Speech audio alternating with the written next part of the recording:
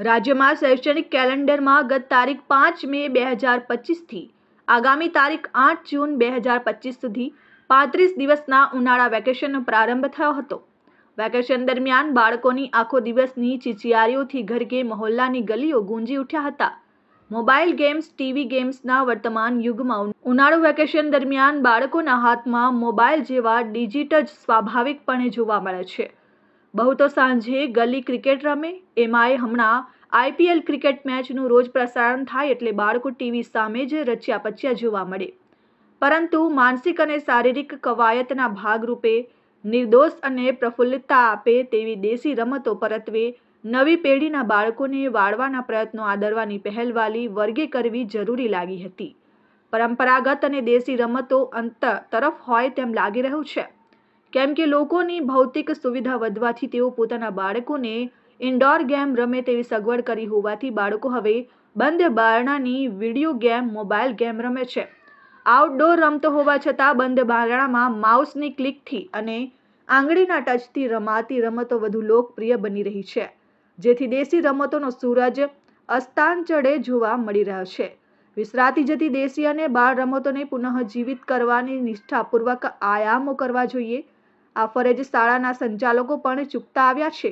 જો કે આ વખતે અંકલેશ્વરની કેટલીક શાળાઓએ વેકેશન પ્રવૃત્તિઓના ભાગરૂપે આ દિશામાં આવકારદાયક પ્રયત્નો હાથ ધર્યા। જો કે હજુએ ગ્રામ્ય વિસ્તારોમાં પરંપરાગત રમતો રજાની મજા માણવા માટેનું માધ્યમ જોવા મળી રહે છે, ત્યારે ભૌતિકતા પાછળની આંધળી દોટ પાછળ આજની પેઢીને મૂળ સંસ્કૃતિની દેશી રમતોનો પરિચય સુદ્ધા આપણે કરાવ્યો નથી, તે ખેદજનક હકીકત છે।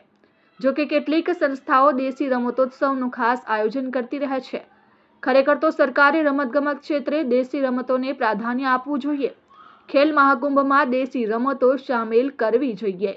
તાજેતરમાં શૈક્ષણિક વર્ષમાં ઉનાળુ વેકેશન પડ્યું અને ખાસ કરીને આપણે જોઈએ તો જે આજકાલની નવી પેઢીના બાળકો છે તે આપણી જૂની દેશી રમતો કે જે શરીરને પ્રફુલ્લતા આપે કે કંઈક એક્ટિવિટી બાહ્ય રીતે એક્ટિવિટી થાય, પરંતુ આજે જોઈએ તો વેકેશન દરમિયાન બાળકો લગભગ મોબાઈલ કે ટીવી કે વિડીયો ગેમ્સ કે એની અંદર ડિજિટમાં જ તેઓ રચ્યા પચ્યા રહ્યા।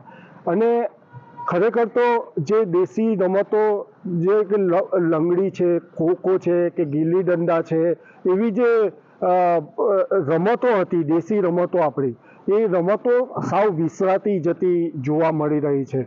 અને ખરેખર તો મારા મતે તો આપણો એ જે આપણી વાલીઓ છે, જે બાળકોના પિતા છે, માતા છે, એ લોકોનો વાંક કાઢવો જોઈએ, કારણ કે એ લોકો અત્યારે જોઈએ તો મા બાપ જ બાળકોને હાથમાં મોબાઈલ આપી દેતા હોય છે કે વિડીયો ગેમ આપી દેતા હોય। ખરેખર તો મેદાન તરફ કે ગલીઓની અંદર જે રમાતી દેશી રમતો છે એ તરફ વાળવા માટે વાલીઓએ પ્રયત્નો કરવા જોઈતા હતા, જે અત્યારે થતા નથી। અને તેને પરિણામે આપણી જે દેશી રમતો છે તે સદંતર વિસરાતી જતી હોય તેવું લાગી રહ્યું છે। Dharmesh Patel, RN news, Ankleshwar.